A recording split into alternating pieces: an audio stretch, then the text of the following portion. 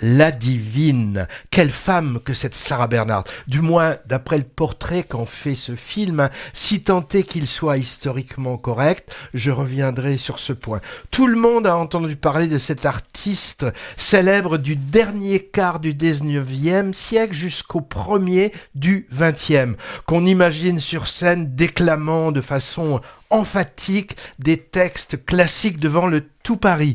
Mais apparemment, son aura était bien plus grande qu'on ne le pense, du moins que je ne le pensais. Faire découvrir ou redécouvrir ce personnage mythique est un des mérites du film, une des premières grandes stars internationales, actrice de théâtre donc, mais aussi peintre, sculptrice, on peut dire influenceuse avant l'heure, hein, adulée du grand public et louée par les intellectuels de l'époque, de Victor Hugo à Cocteau en passant par Oscar Wilde, Tchekhov ou Proust, et elle a fait du cinéma. C'est même la première actrice française à avoir eu son étoile sur le fameux Hollywood Walk of Fame. Bref, la diva ultime, parcourant en train privé le monde qui était à ses pieds. Ce biopic partiel nous la montre essentiellement à deux époques importantes de sa vie. Le moment de son jubilé, hein, à son apogée, il a été décrété en 1996 une journée nationale Sarah Bernhardt. Rien que ça. Et en 1915, quand elle a dû subir une opération chirurgicale importante. Les deux périodes sont montrées avec des va-et-vient, et un peu en avant et après aussi. Bref, on ne subit pas un déroulement scolairement chronologique. Hein. Fil rouge du récit, son histoire d'amour-amitié mouvementée, qui aurait couru sur plusieurs décennies, avec l'acteur Lucien Guitry, père du fameux Sacha.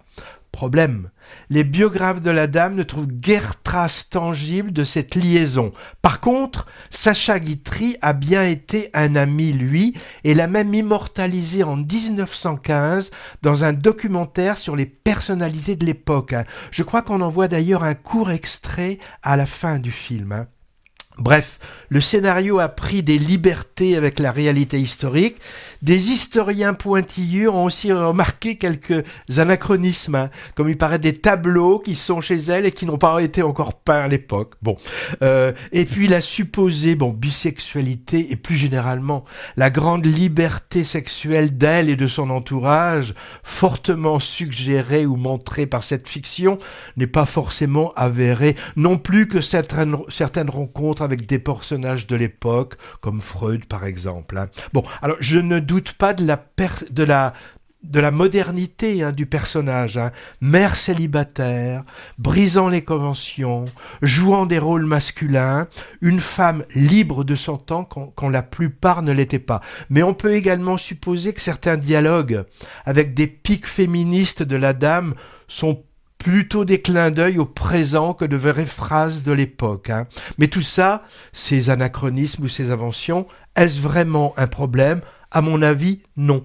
Le réalisateur et sa scénariste n'a pas eu un souci d'historicité vraie à 100%. Il s'agit en fait d'une biographie filmée un peu fantasmée, d'une évocation du personnage, disons, où l'auteur s'est engouffré dans ce qu'on connaît peu de l'artiste et de la femme, en comblant les trous avec des idées inventives qui collent au personnage. À noter, aucune scène de Sarah Bernhardt sur les planches. Et c'est un choix sans doute judicieux, hein, quand on voit certaines rares captures de ces représentations sur scène. Ces déclamations forcées paraissent maintenant très maladroites et auraient juré avec le portrait de l'artiste que le réalisateur a voulu moderne. Alors, un des points forts du film, c'est pas tellement la réalisation, hein. C'est vrai que c'est plutôt dynamique, hein. La caméra virevolte beaucoup, mais c'est assez classique. Alors, un des points forts, c'est d'abord le grand soin apporté au décor, aux intérieurs, aux costumes, qui nous offre une recréation magnifique des époques traversées, pas du côté peuple, hein, plutôt de celui mondain des artistes et de l'intelligentsia. La superbe affiche du film, comme inspirée d'un poster Art Nouveau, donne le ton. L'autre atout, ce sont les dialogues plein d'esprit. Et l'atout majeur, c'est la performance de l'actrice principale. En diva excentrique, sûre de son talent et de son pouvoir, Oscillant entre caprice et émotion, Sandrine Kiberlin est vraiment épatante. Elle est pratiquement de chaque scène et c'est un festival de réparties qui claquent, de tenues exubérantes et de jeux amoureux théâtralisés. Le film, c'est vraiment un écrin pour l'actrice. Je fiche mon billet. Ça existe comme impression, je fiche mon billet, oui, je fiche mon billet. C'était très utilisé à la fin du 18e. Ouais.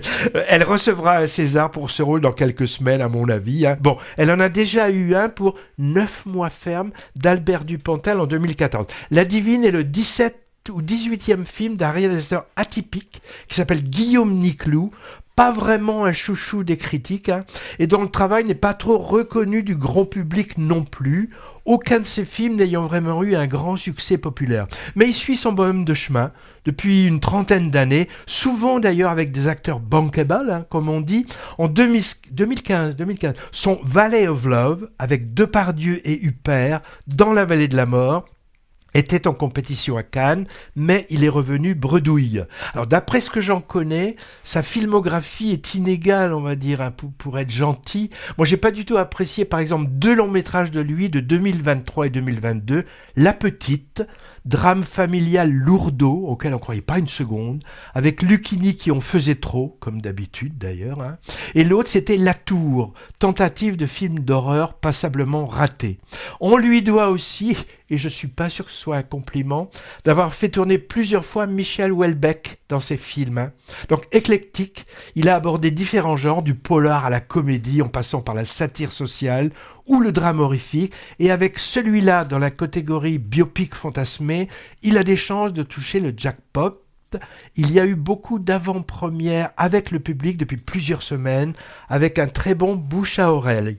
Voilà en résumé Sarah Bernhardt, La Divine, film flamboyant, à l'image du personnage. Moi, ça me paraît idéal à voir pendant les fêtes de fin d'année. Patrick, tu l'as vu aussi? Oui, je l'ai vu hier, et puis hasard du calendrier, ce qui est assez drôle, c'est que j'ai revu Faisons un rêve, où il y avait un film donc de Sacha Guitry. Bon, moi je suis moins emballé que toi par le film. Alors il y a des petites choses qui m'ont gêné. Tu l'as bien expliqué, c'est vrai qu'on ne voit pas la Sarah Bernhardt sur scène, et c'est vrai que ça aurait été compliqué que Kiberlin fasse du Sarah Bernhardt. Ce qui m'a aussi un petit peu gonflé, c'est ce qu'on appelle le name dropping, ou qu'on peut traduire par le lâcher de nom. Vraiment, là, on en lâche pour bien dire « Oh, il y avait un tel », donc on a le droit à Aymon Rostand, on a Zola, on a Dreyfus au travers de Zola. On a, tiens, qui sonne à la porte? Ah bah c'est Sigmund Freud qui arrive. Ok, bon, les costumes sont beaux, moi j'ai un peu étouffé dans ce film. Et puis il y a une dichotomie vraiment entre le jeu flamboyant de tous les instants de Kiberlin, qui ne dit que des choses drôles. Je sais pas si dans la vie quelqu'un est capable de sortir autant de drôleries. Lafitte me gonfle particulièrement. Lafitte, il jouait le rôle de son... Oui, il joue le rôle de Lucien Guitry. Celui qui m'a le plus amusé, c'est Stoker, là, qui en prend plein la tronche, en valet qui accepte tout, qui doit par moment être un peu plus que valet d'ailleurs. Voilà, bon, c'est pas le film qui m'a emballé. C'est bien foutu, c'est bien fait. Et je savais pas que c'était lui qui avait fait le film dans la vallée de la mort, là. Ouais. Que j'avais bien aimé. Je l'avais bien aimé, moi, donc avec Depardieu et puis Isabelle Huppert. Isabelle Huppert. Voilà.